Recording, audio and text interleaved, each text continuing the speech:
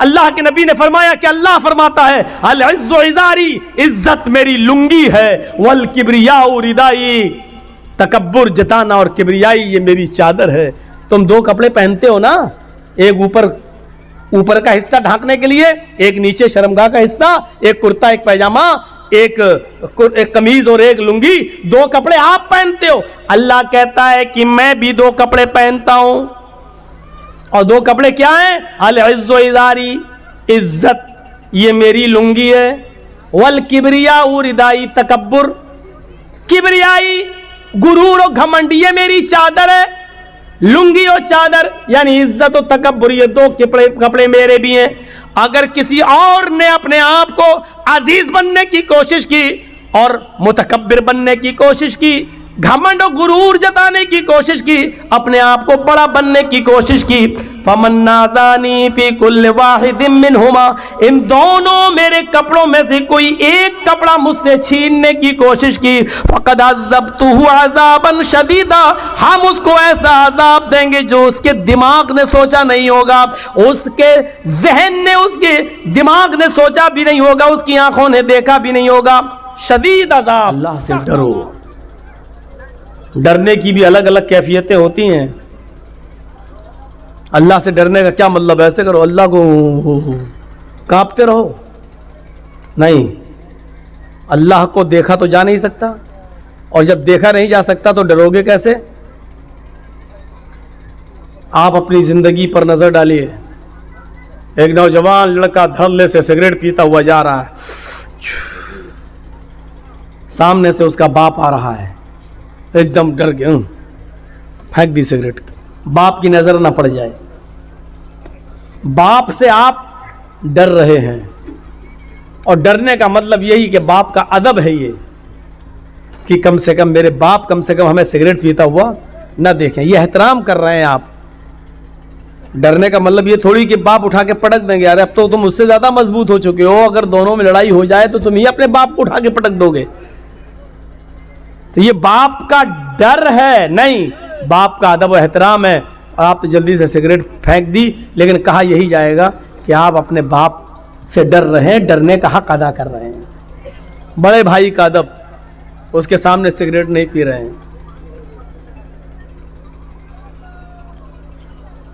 ہر چیز سے آپ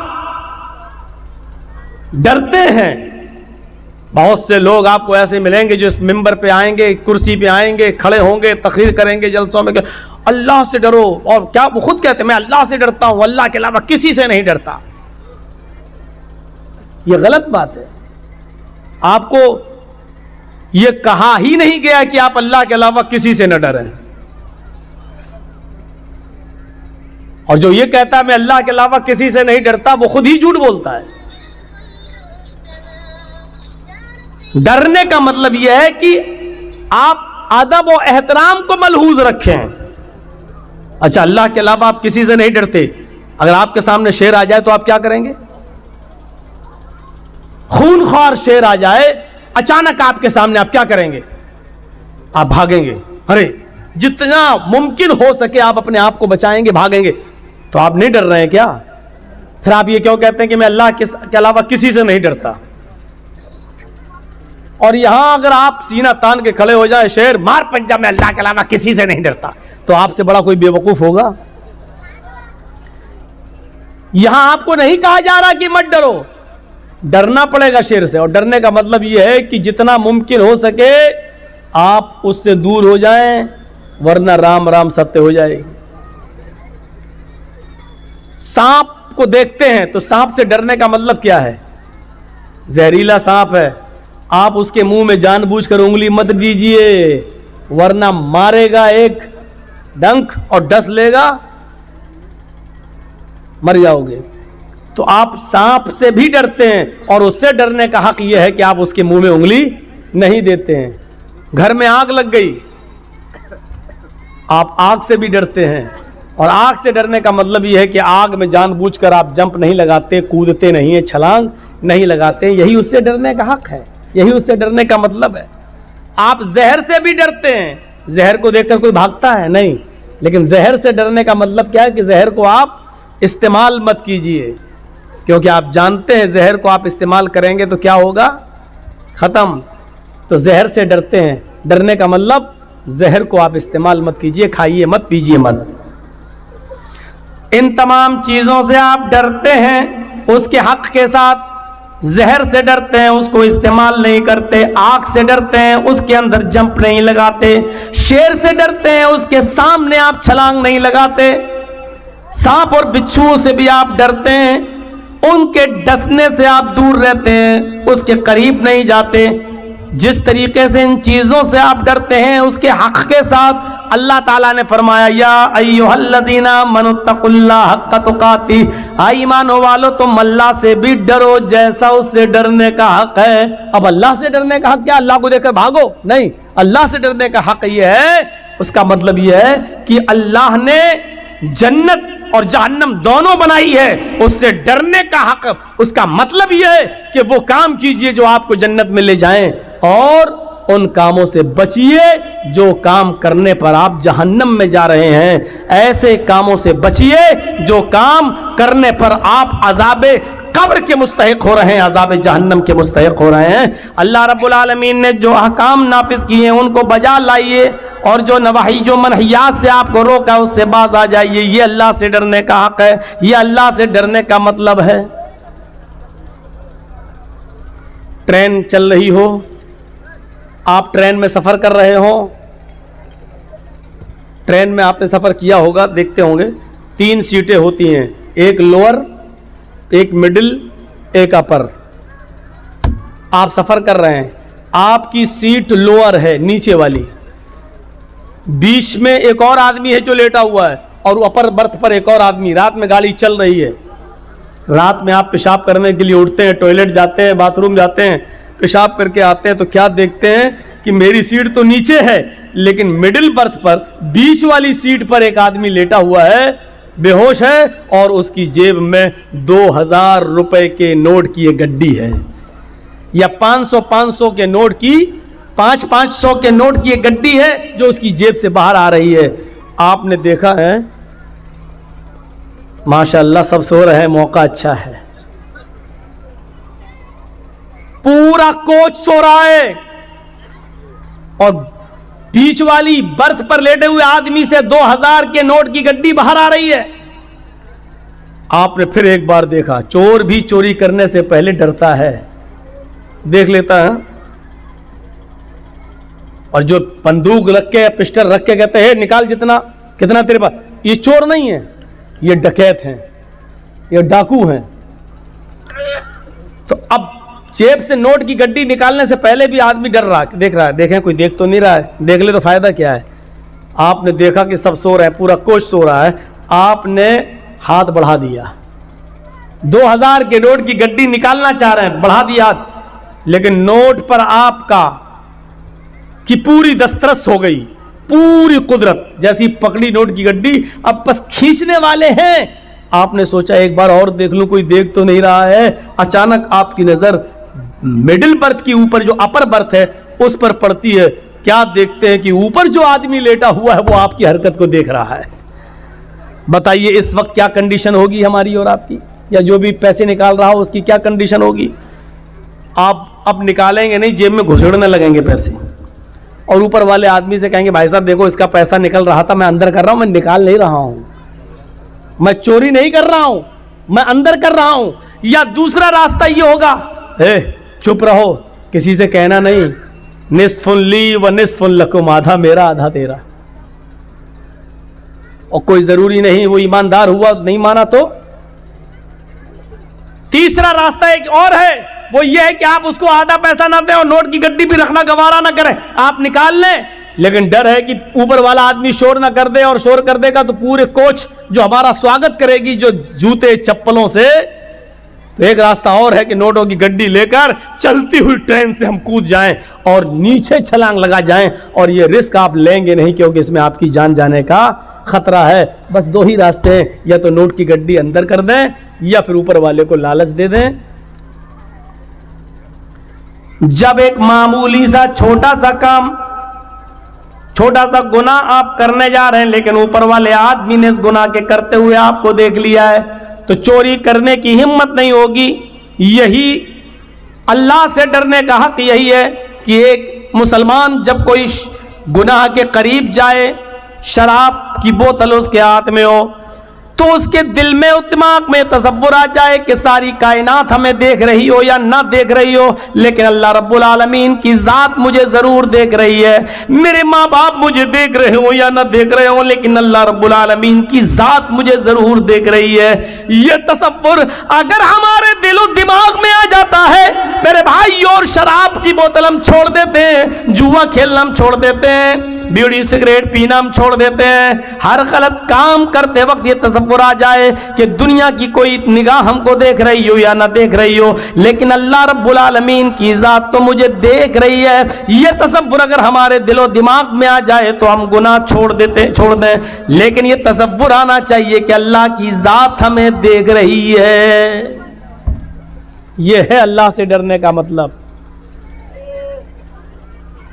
معاشرے کی اصلاح میں سب سے پہلی چیز یہ ہے کہ اللہ کا خوف ہونا چاہیے، اللہ کا ڈر ہونا چاہیے.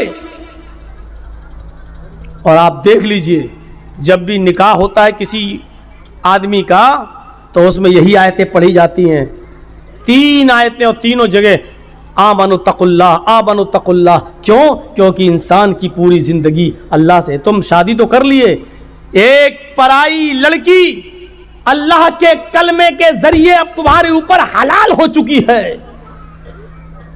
اس کا جسم، یہاں تک کہ اس کی شرمگاہ بھی تمہارے لیے حلال ہو چکی ہے. اب ہر معاملے میں پوری زندگی اس کے ساتھ تمہیں رہنا ہے. تمہاری پوری زندگی تقوی کے ساتھ گزرنی چاہیے، اللہ کے ڈر کے ساتھ گزرنی چاہیے. ایک باپ نے اپنے لختے جگر کو 15 16 18 20 سال تک پال پوس کر آپ کے سپرد کر دیا، اور اللہ کے کلمے کے ذریعے آپ نے اس کو اپنے اوپر حلال کر لیا. اب اس کی پوری زندگی کے ذمہ دار آپ ہیں. اللہ کے اس کلمے میں جو تقوی کی باتیں کہی گئی ہیں، اس تقوی کے ساتھ اپنی زندگی گزارتے رہیے.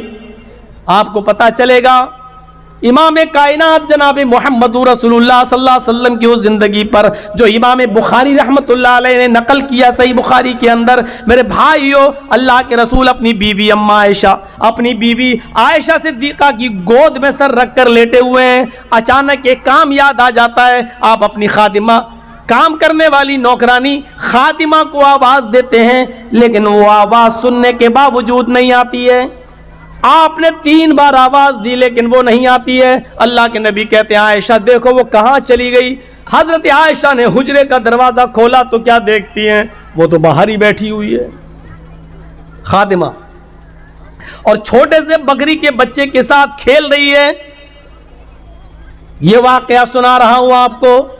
اس واقعے کو سننے کے بعد بڑی سے بڑی گنڈا گردی کرنے والے اور بڑے سے بڑے کرمنل مزاج کے آدمی اپنی زندگی کے بارے میں ایک بار سوچیں گے ضرور کہ ہماری حیثیت کیا ہے. امام کائنات جناب محمد رسول اللہ کا یہ حال ہے تو ہم جو ایک دوسرے کی ایک دوسرے کی زمینوں پر جو ناجائز قبضے کیے بیٹھے ہیں، ایک دوسرے کے مال کو ناجائز طریقے سے قبضہ کیے بیٹھے ہوئے ہیں، ایک دوسرے پر ہم گنڈا گردی کر کے اس کی پراپرٹی زمین و جائیداد کو اپنے نام کیے ہوئے ہیں. ایک بار وہ سوچنے پر مجبور ضرور ہوں گے. چھوٹے سے بکری کے بچے کے ساتھ وہ لڑکی کھیل رہی ہے، وہ خادمہ کھیل رہی ہے. حضرت عائشہ نے کہا تمہیں محمد رسول اللہ نے 3 بار آواز دی، کیا تم نے نہیں سنا؟ اس نے کہا ہر بار سنا. اس زمانے کی لونڈیاں اور خادمائیں بھی کتنی سچی ہوا کرتی تھیں. اگر وہ چاہتی تو کہہ سکتی تھی نہیں میں نے آواز نہیں سنی. نہیں آواز تو سنی ہے، پھر تم کیوں نہیں آئی؟ کہ میں اس بکری کے بچے کے ساتھ کھیل رہی تھی اس لیے نہیں آئی.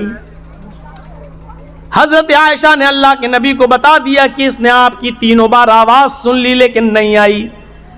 آپ کو غصہ آیا، آپ لیٹے تھے، آپ باہر آیا، آپ نے پھر تصدیق کی. دیکھیے اپنی بیوی کی بات پر بھی کان نہیں دھرا، بیوی سچی تھی لیکن پھر بھی آپ نے کہا تحقیق کر لیں. آئے لونڈی، آئے خاتمہ، میں نے تجھے پہلی بار آواز دی، کیا تو نے سنا؟ اس نے کہا ہاں. دوسری بار آواز دی، کیا تو نے سنا؟ کہا ہاں. تیسری بار بھی آواز دی، کیا تو نے سنا؟ اس نے کہا ہاں۔ حضرت عائشہ نے بتا دیا تھا کہ اس نے تینوں آوازیں سنی، پھر بھی نہیں آئی، لیکن پھر بھی تحقیق کر رہے ہیں۔ یہ واقعہ ہمیں اس طرف اشارہ کر رہا ہے کہ کوئی بھی آدمی آپ کے تعلق سے کچھ بھی بات کہہ دے، کسی کے تعلق سے، تو فوراً اس کی بات کا یقین مت کر لینا۔ ایک بار آپ کو بھی حق ہے کہ اس تحقیق، اس کی تہ تک جانا۔ ہو سکتا ہے کہ وہ کسی کی نظروں میں اچھا بننے کے لیے جھوٹ بول رہا ہو، آپ اس کی تحقیق ضرور کر لینا۔ اللہ کے رسول صلی اللہ علیہ وسلم نے عائشہ صدیقہ کی بات سننے کے باوجود اس لونڈی سے تحقیق کر لی۔ اس کے بعد کہا پھر بھی تم نہیں آئی؟ سر نیچے کر لیا اس خادمہ نے۔ کیوں نہیں آئی؟ کوئی جواب نہیں تھا۔ کیا جواب ہے؟ کوئی جواب ہے؟ کوئی جواب نہیں تھا۔ اللہ کے رسول کو مزید غصہ آیا۔ بخاری شریف کی حدیث کے الفاظ تو یہ کہتے ہیں کہ آپ کی آنکھیں سرخ ہو گئیں غصے میں۔ ایک نہیں، تین بار آواز دی، پھر بھی نہیں آئی۔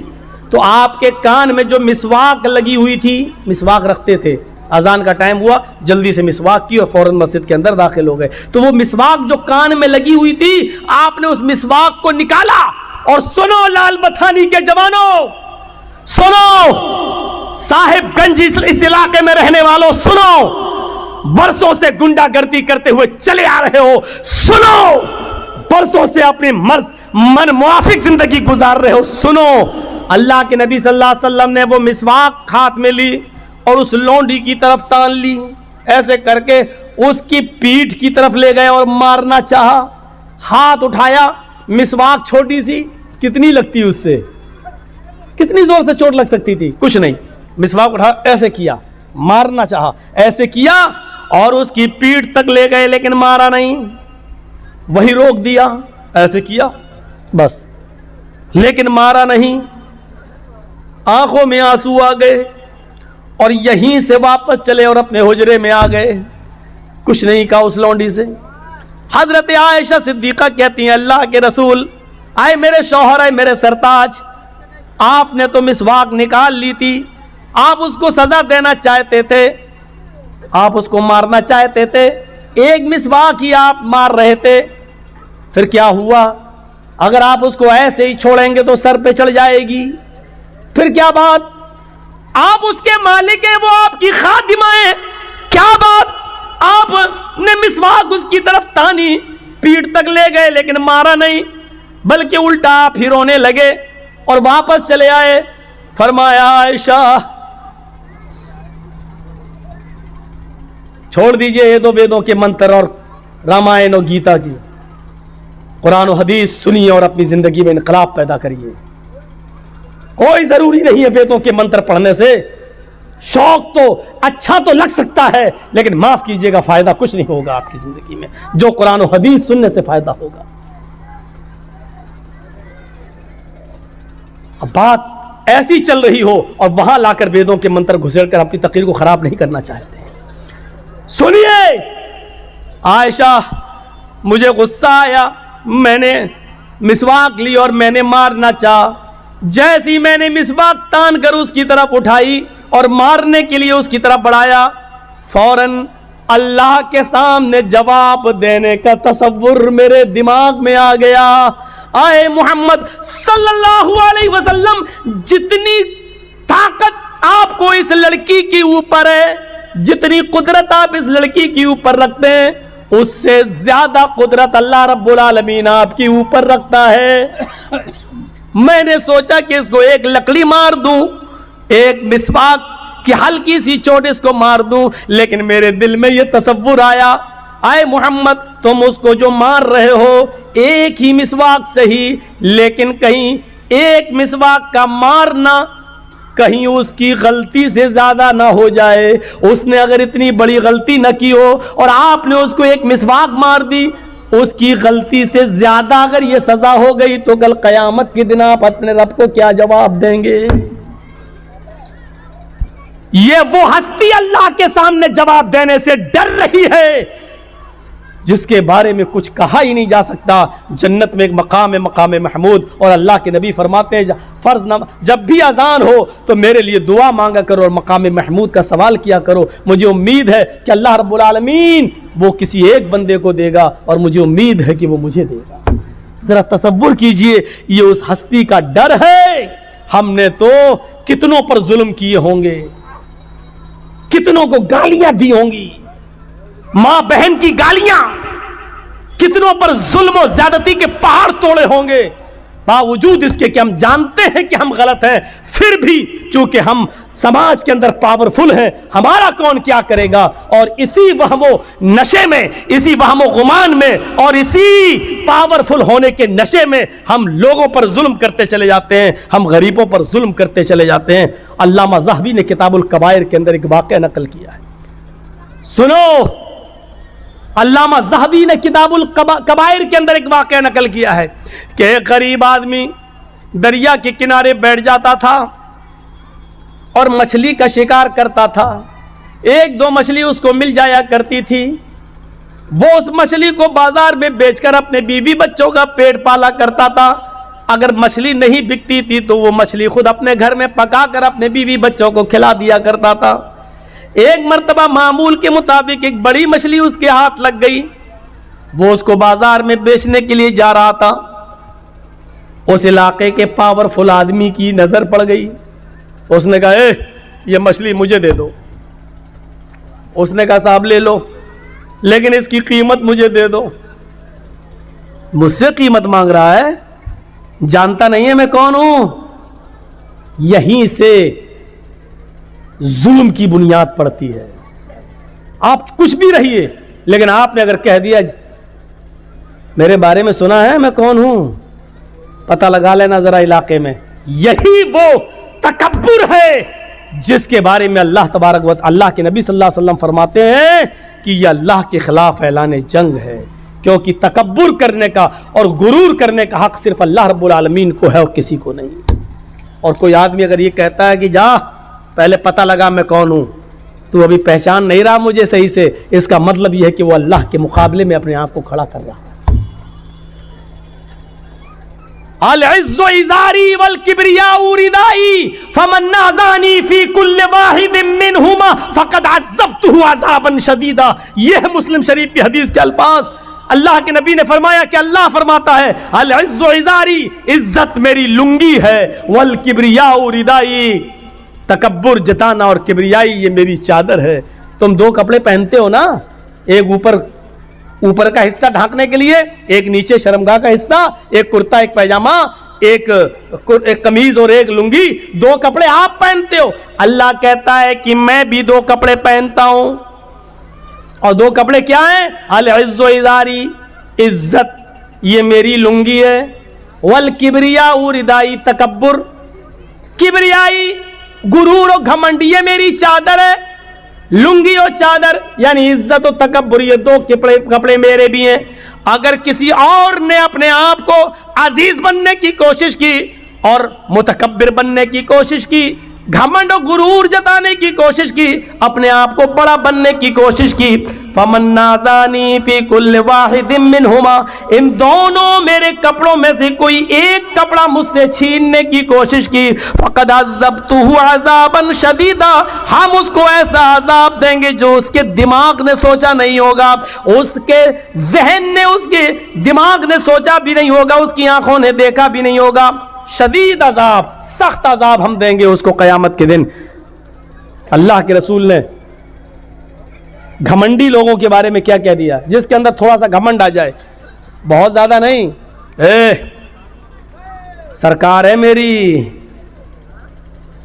मैं गांव का मुखिया हूं, सरपंच हूं, मेरा कोई कुछ नहीं कर सकता, ये जहां से पैदा हो जाएगा। यूपी में लखीमपुर खीरी में क्या हुआ?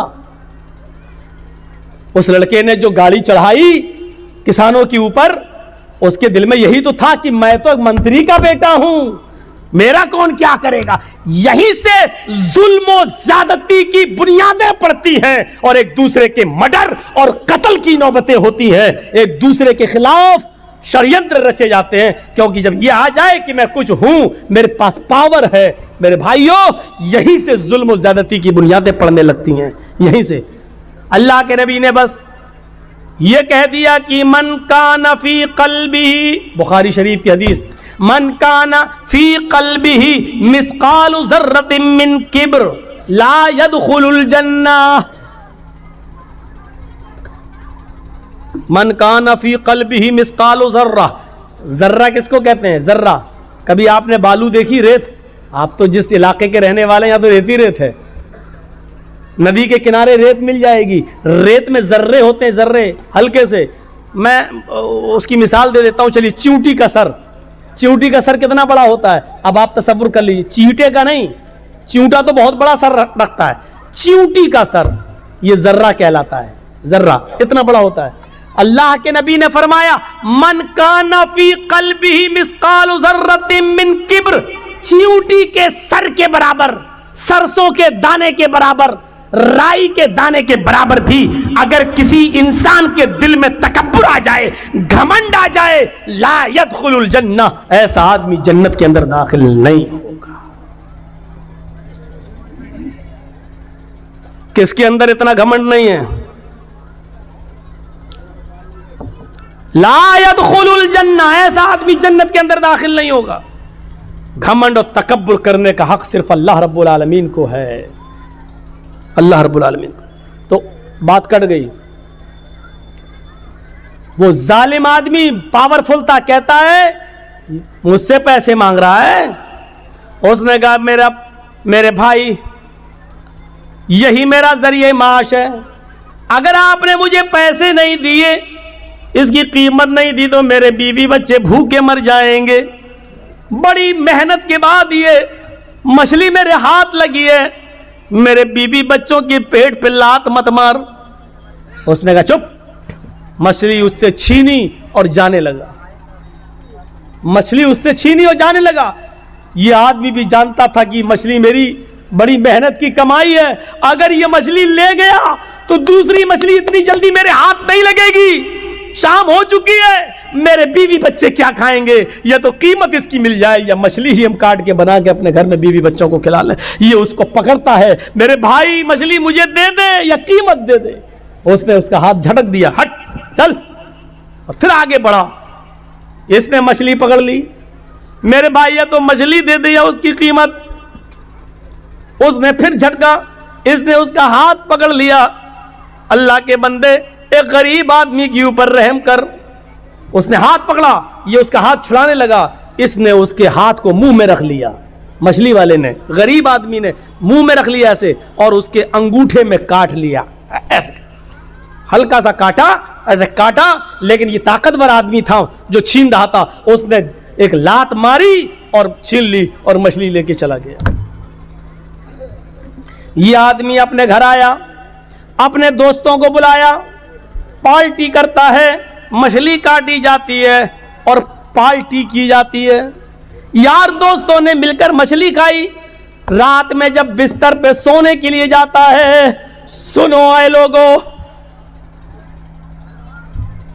تم سے محبت کا ایک رشتہ رہا ہے لال بتھانی والو، غور سے سنو. رات میں جب بستر پہ سونے کے لیے جاتا ہے تو اس کے انگوٹھے میں درد شروع ہوتا ہے. اس نے کپڑا پر لپیٹا لیکن درد میں اضافہ ہوتا چلا گیا.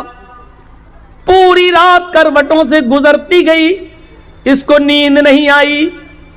لیکن رات کی تاریکی میں جائے تو کہاں جائے؟ کبھی اپنی بیوی سے کہتا، کبھی خود اس کو انگوٹھے کو پکڑتا، درد سے کراتا پریشان ہو جاتا ہے. فجر کی نماز کا انتظار کرتا ہے. فجر کی اذان کی آواز دھیرے دھیرے رات کٹ جاتی ہے، فجر ہو جاتی ہے. مسجد کے اندر جاتا ہے، نماز پڑھتا ہے. جو حکیم طبیب مسجد میں نماز پڑھنے آتے ہیں، یہ اس کے پاس جاتا ہے. انہوں نے اپنے گھر لے گئے اور لے جانے کے بعد اس کے انگوٹھے کو دیکھا. اس زمانے میں کچھ لیپ ایپ لگایا جاتا تھا، لیپ ایپ لگایا گیا، لیکن درد میں اضافہ ہی ہوتا گیا. 4-5 دن ایسے ہی گزر جاتے ہیں، درد میں کمی نہیں ہوتی. اس نے انگوٹھا پھر دوبارہ دکھایا، اپنے اس سے بھی بڑے طبیب کو دکھایا. اس نے کہا یہ انگوٹھا میں انفیکشن پھیل گیا ہے، زہر پھیل رہا ہے، یہ انگوٹھا تمہارا سڑ چکا ہے، اس انگوٹھے کو یہاں سے کاٹ دو. اگر تم نے اس انگوٹھے کو نہیں کٹایا تو یہ زہر تمہارے پورے ہاتھ میں پھیل جائے گا. کوئی راستہ نہیں تھا. 5-6-10 دن کے اندر یہ تیار ہو جاتا ہے کہ چلو انگوٹھا ہی کٹوا دو. کم سے کم ہاتھ تو بچ جائے گا. پھر اس نے اس انگوٹھے کو کٹوا دیا. 1 مہینہ 2 مہینہ کٹ گیا لیکن اس کا کچھ عنصر باقی رہ گیا تھا. اس نے دھیرے دھیرے پورے پنجے کو خراب کر دیا. پھر درد بڑھنے لگا. 3-4 مہینے کے اندر پورا کا پورا ہاتھ کا پنجہ سڑ گیا. حکیم کو دکھاتا, طبیب کو دکھاتا ہے. طبیب نے کہا آپریشن میں کچھ کمی رہ گئی ہوگی, اس لیے تھوڑا سا کچھ عنصر باقی رہ گیا, تمہارا پورا کا پورا ہاتھ یہ پنجہ سڑ گیا ہے. دیکھو پورا ہاتھ خراب ہو جائے گا, علاج اس کا ایک ہی ہے کہ تم پورا کا پورا ہاتھ کا پنجہ کٹوا دو. پورا ہاتھ کا پنجہ کٹوا دیا گیا. 3-4 مہینے پھر کٹ جاتے ہیں لیکن تھوڑا سا عنصر پھر باقی رہ جاتا ہے, وہ پورا دھیرے دھیرے کلائی تک پھیل جاتا ہے. طبیب نے کہا یہ کلائی کٹوا دو نہیں تو پورا بازو کاٹنا پڑے گا. کلائی کٹ جاتی ہے. 3-4 مہینے کے بعد یہ بازو تک زہر پھیل جاتا ہے. طبیب نے کہا پورا کا پورا بازو کٹے گا نہیں تو یہ زہر پورے جسم کے اندر پھیل جائے گا. ایک بڑا حکیم کہنے لگا میں بار بار تمہارا علاج تو بالکل ٹھیک کر رہا ہوں لیکن پتہ نہیں یہ زہر تمہارے جسم میں اوپر تک کیسے چلا جاتا ہے. اچھا مجھے اس بیماری کی شروعات بتاؤ کیسے ہوتی ہے. اب حکیم نے کہا مجھے اس بیماری کی شروعات بتاؤ کہاں سے ہوئی. اس نے کہا تقریباً 1-1.5 سال پہلے کا واقعہ ہے. میں نے ایک غریب آدمی سے ایک مچھلی چھینی تھی. یہاں تو پتہ نہیں کتنے بیگھہ زمینیں چھینے بیٹھے ہوئے ہیں, قبضے کیے بیٹھے ہیں. ارے مولانا صاحب اتنی گہری بات آپ کو بتاتا کون ہے, بتاتا کون ہے؟ ارے کوئی جبرائیل تھوڑی آتے ہیں میرے پاس, آپ ہی لوگوں میں سے لوگ بتاتے ہوں گے. ہر جگہ کا ہر ایریے کا آدمی بتاتے ہیں. فون پہ تو اور زیادہ بتا دیتے ہیں, مولانا فلاں جگہ آ رہے ہو نا, ہاں وہاں ایسا ہوتا ہے. ہو گئی 1 گھنٹے کی تقریر تیار میری. کیا کرنا ہے؟ ایک مچھلی, علامہ ذہبی غور کرو کتاب الکبائر میں نقل کرتے ہیں, یہاں سے میری شروعات ہوتی ہے. اس غریب آدمی نے کہا کہ میرے بیوی بچے کیا کھائیں گے, یا تو اس کی قیمت دے دے یا مچھلی دے دے. لیکن میں پاورفل آدمی تھا, اس نے ہمت کیسے کی. لیکن مچھلی جب چھین رہا تھا میں اس سے لے کے آیا تو اس نے میرا ہاتھ پکڑ کے منہ میں رکھ لیا. اس نے میرا ہاتھ کاٹا. اس نے سوچا تھا کہ ہاتھ کاٹیں گے تو درد کی وجہ سے یہ مچھلی چھوڑ دے گا, میں اٹھا لوں گا. لیکن میں نے ایک لات ماری اس کو, اس نے میرے انگوٹھے میں کاٹ لیا. یہاں سے شروعات ہوئی درد کی. اس حکیم نے کہا سوری, یہ بازو تو یہاں سے کٹوائی دو, لیکن بازو کاٹنے کے بعد بھی اب یہ زہر تمہارے پورے جسم کے اندر پھیلے گا. اب تمہارے بچنے کا کوئی راستہ نہیں ہے. اگر تم اپنی زندگی چاہتے ہو, خیر چاہتے ہو, تو اس غریب آدمی کو ڈھونڈ لو اور تلاش کر لو اور اس سے جا کر اپنی غلطی کی معافی مانگ لو. اگر اس نے تمہیں معاف کر دیا تو تمہاری بیماری یہیں پر رک جائے گی, اور اگر معاف نہیں کیا تو یہ زہر اب بازو کٹنے کے بعد, ہاتھ کٹنے کے بعد دوسری جگہ پھیلے گا, سینے تک پھیلے گا, پیروں تک پھیلے گا, اور ایک دن آئے گا کہ پورا کا پورے جسم میں زہر پھیل جائے گا. لہذا اگر تم اپنی زندگی بچانا چاہتے ہو تو اس غریب آدمی سے جا کر معافی مانگ لو. یہ آدمی شہر کی گلی گلی میں ڈھونڈتا ہوا تلاش کرتا رہا اس غریب آدمی کو. 1 ہفتے تلاش کیا, نہیں ملا. 1 ہفتے کے بعد اچانک اسی حال میں ملا کہ وہ سمندر سے, دریا سے کوئی مچھلی لے کر جا رہا تھا. اس آدمی نے اس کو دیکھا اور پہچان گیا, لیکن وہ غریب آدمی اس کو نہیں پہچان پایا. 1.5-2 سال کا عرصہ گزر گیا, نہیں پہچان پایا. اس نے کہا بھائی مجھے پہچانا؟ کہا نہیں, میں تمہارا مجرم. کہا کیا ہوا؟ مجھے پہلے معاف کر دو. ارے بھائی ہوا کیا؟ میں معافی کیسے معاف کیا کروں, تم نے غلطی کیا کی؟ کہا میں نے غلطی کیا کی, یہ مچھلی ہے تمہارے ہاتھ میں. ہاں, ایسے ہی 1-1.5 سال پہلے کوئی مچھلی تھی, میں نے تم سے وہ مچھلی چھینی تھی. تم میرے سامنے گڑگڑاتے رہے کہ میرے بیوی اور بچوں کے پاس اس کے علاوہ کوئی دوسرا راستہ نہیں ہے, لیکن تم نے میں نے تمہاری ایک نہ سنی. تم نے میرے انگوٹھے میں کاٹا تھا اور اس کے بعد میں نے لات ماری تھی اور تمہیں چھوڑ دی, تم مچھلی چھوڑ دیے تھے اور میں لے کے چلا گیا تھا. اس انگوٹھے کے بعد پھر میرا حال یہ ہوا کہ اس رات میں درد ہوا. دھیرے دھیرے 5-6 دن کے بعد انگوٹھا پک گیا, انگوٹھا کاٹا گیا. پھر یہ زہر میری पंजे तक पहुंचा, पंजा काटा गया, फिर कलाई तक पहुंचा, कलाई काटी गई, फिर कोहनी तक पहुंचा, कोहनी काटी गई, अब मेरा बाजू भी काट दिया गया। हकीम ने कहा कि जिस गरीब पे तुमने जुल्म किया उसको जब तक माफी नहीं मांगोगे वो तुम्हें माफ नहीं करेगा, तब तक तुम सही नहीं होगे, इसलिए अल्लाह के बंदे मुझे माफ कर दे। उसने कहा मैं सिद्क दिल से, दिल की गहराई से तुझे माफ करता हूं मेरे भाई, मुझे नहीं मालूम था कि मेरी बद्दुआ ऐसा असर करेगी, मेरी बद्दुआ रंग लाएगी, अगर मुझे मालूम होता कि ऐसा हो जाएगा तो मैं तुम्हें कभी बद्दुआ नहीं देता। इस आदमी ने पूछा मेरे भाई क्या तुमने मुझे बद्दुआ दी थी? इस गरीब आदमी ने कहा जब तुम मेरे हाथ से मछली छीन के ले गए, मेरे पेट में एक लात मार गए, मैं यहां बैठ गया, मेरी बीवी और बच्चों के पास उस रात खाने के लिए कुछ नहीं था, जब तक मैं तुम्हें देखता रहा बद्दुआ देता रहा। आय अल्लाह इस इंसान ने मेरी बीवी और मेरे बच्चों के पेट पे लात मारी है, आय अल्लाह इसको ऐसी सजा दे जो दुनिया के लिए निशान इबरत बन जाए, ऐसी सजा दे जो दुनिया वालों के लिए मकाम इबरत बन जाए। मेरे भाई मुझे क्या मालूम था, उस दिन तो गुस्से में निकल गई, लेकिन मुझे मालूम नहीं था कि अल्लाह रब्बुल आलमीन कबूल कर लेगा। सुनो, ये होती है मजलूम की बद्दुआ का असर। इसीलिए अल्लाह के नबी सल्लल्लाहु अलैहि वसल्लम ने कहा था इत्तक़ी दावतल मजलूम, मजलूम की बद्दुआ से बचना, इसलिए कि मजलूम जब कोई बद्दुआ देता है तो उस बद्दुआ को आसमान के पर्दे भी रोक नहीं पाते, सातों आसमान के दरवाजे उसके लिए खुल जाते हैं। मजलूम की बद्दुआ और अल्लाह की कुर्सी अर्श के पास जाने में कोई दीवार नहीं होती है, मजलूम की बद्दुआ डायरेक्ट अल्लाह के पास जाती है, उस बद्दुआ को ले जाने वाले फरिश्ते नहीं होते हैं। मजलूम ने यहां बद्दुआ दी, वो बद्दुआ आसमान के सीने को चीरते हुए डायरेक्ट अर्श से टकराती है और अर्श वाला जवाब देता है मेरे मजलूम बंदे की बद्दुआ मेरे पास आई है, इस बद्दुआ ने मेरे अर्श को झंझोड़ दिया है, यानी मुझसे इंसाफ मांग रहा है मेरा मजलूम बंदा। अब मैं ऐसा इंसाफ दूंगा उस मजलूम बंदे को जो दुनिया के लिए निशाने इबरत बन जाएगा। मेरे भाइयों, जहां सारे लोग सच्चा फैसला करने से कासिर रहे वहां अल्लाह रब्बुल आलमीन का फैसला फिर सामने आता है। जहां कोई मुजरिम को सजा नहीं दे तो अल्लाह रब्बुल आलमीन फिर वहां सजा, फिर अल्लाह की सजा काम आती है, फिर वहां अल्लाह सजा देता है। इसलिए मजलूम की बद्दुआ से बचो। आप ये मत सोचो बहुत बेईमानी की कमाई से हम बहुत ज्यादा खुश हैं और इससे हमारी कहीं ना कहीं निकलेगी। आपने अपने बच्चों के लिए कर रहे हो और जब वही बेईमानी की कमाई आपके बच्चे इस्तेमाल करेंगे तो किसी न किसी को कैंसर होगा, किसी न किसी की किडनी फेल हो जाएगी, कहीं ना कहीं तो अल्लाह उसको वसूल करेगा, किसी न किसी शक्ल में करेगा। होना है हमारे साथ और दुनिया में यह अंजाम दिखाएगा।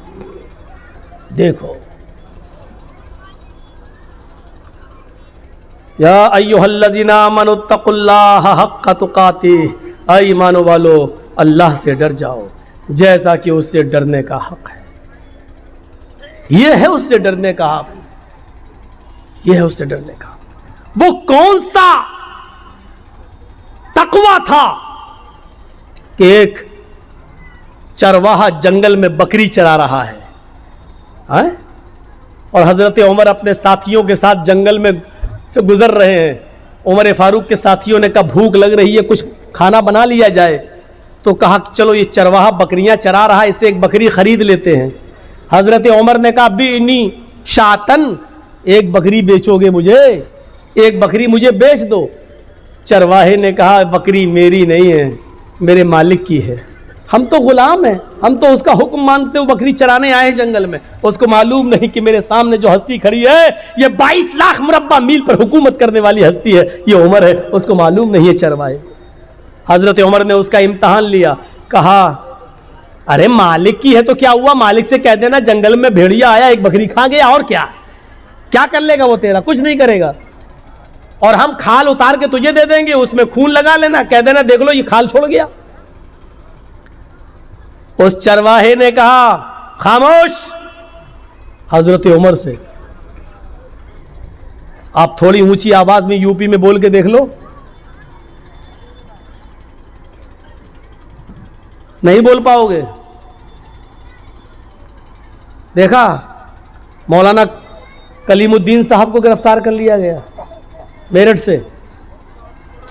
کیا ہوا کہ 15 سال پہلے یہ غیر مسلموں کی کتابوں سے حوالے دیتے تھے اور غیر مسلموں کو مسلمان بناتے تھے پیسے کا لالچ دے کر. لیجئے اس الزام میں ایک جنگل میں ہاتھی بھاگ رہا ہے. چوہے نے پوچھا ارے بھائی کیوں بھاگ رہے ہو؟ کب سنا نہیں پولیس اعلان کر رہی ہے کہ جو بھی بھینس پکڑی جائے گی اس کو کاٹ دیا جائے گا. تو چوہے نے کہا بھائی اعلان تو بھینس کا ہوا ہے کہ تم کیوں بھاگ رہے ہو؟ تم بھینس تھوڑی ہو. ہاتھی نے کہا اگر پولیس نے ہم کو پکڑ لیا تو 20 سال تو یہ ثابت کرنے میں لگ جائے گا کہ میں بھینس نہیں ہوں. یہی صورتحال ہے ہمارے اس ملک کی. ابھی ایک پولیس والے آئے کوئی بھی ایک الزام لگا کے اندر ڈال دو. 10 سال کی پہلے ضمانت نہیں ہو رہی ہے, چھوٹ نہیں رہے, 10 سال جیل میں. 10 سال کے بعد پتا چلتا ہے مولانا جرجیس کو باعزت بری کیا جاتا ہے. کوئی ثبوت نہیں ملا. 10 سال ہمیں یہ ثابت کرنے میں لگ جاتا ہے کہ ہم نے یہ جرم نہیں کیا. ڈاکٹر کفیل صاحب دیکھ رہے ہیں ہمارے گورکھپور کے اندر گرفتار کر لیا گیا. راسو کا دیش دروہی کا مقدمہ لگایا گیا. ہائی کورٹ 6 مہینے کے بعد 8 مہینے اور 9 مہینے کے بعد ان کو بیل دیتی ہے اور یہ کہتی ہے کہ ڈاکٹر کفیل کے بھاشن میں ان کی تقریر میں ایسے کوئی جملے نہیں ملتے جس سے دیش دروہی ثابت ہو. اب ہونا کیا چاہیے تھا کہ جس گورنمنٹ نے اس پر دیش دروہی کا مقدمہ لگایا اب وہ دیش دروہی کورٹ نے ثابت کر دیا کہ نہیں ہے, تو اب سرکار کو کٹگھرے میں کھڑا ہونا چاہیے. لیکن سرکار کو کٹگھرے میں کھڑا نہیں کیا جا سکتا ہے صاحب. کیوں؟ سرکار ہے. یہ صورتحال ہے آج ہماری. آپ کہتے ہیں کہ مولانا صاحب غیر مسلم لوگ بھی آئے ہوئے منتر پڑھیے. ہمارے پاس نوٹس آتا ہے کہ آپ کو دینی جلسوں میں جاتے ہیں. سپریم کورٹ کا نوٹس میرے پاس آتا ہے کہ آپ پڑھتے کیوں ہیں یہ رامائن اور گیتا, آپ کو کیا مطلب ہے اس سے؟ یہ صورتحال ہے. اور یاد رکھنا جاسوس غیروں میں نہیں ہوتے اپنوں میں ہوتے ہیں. ایک بات یاد رکھیے گا, ہم پڑھتے ہیں 2-4 منتر, آپ ہی کے یہاں سے جو جاسوسی نکلے گی. اور تھانے میں مولانا صاحب نے سپریم کورٹ کا نوٹس آنے کے بعد بھی منتر پڑھے ہیں. بہت آسان ہے حکم دے دینا اور چلا لینا, لیکن میرے بھائیوں دوسرے کے مجبوری کو بھی سامنے رکھیے کہ دوسرا کس طریقے سے زندہ ہے.